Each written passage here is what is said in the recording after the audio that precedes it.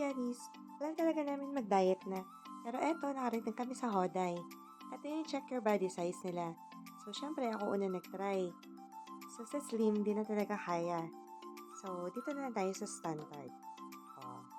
Oh, ayan, di ba? So, next, nag-try din naman syempre si Annie. So, parehas kami sa standard din or medium size. Pero yun nga lang, try din niyang lumabas sa slim, pero hindi talaga kinakaya. So, eto na nga yung exciting part. So, start na ng chibukan. So, eto yung mga food na mga kinain namin. Yan, merong wagyu cubes, mga beef, shrimp, saka steak,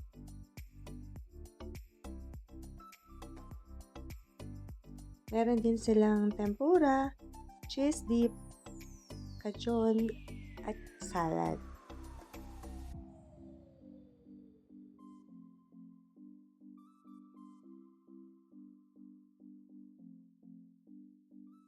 Para sa akin, ito yung pinakamasarap.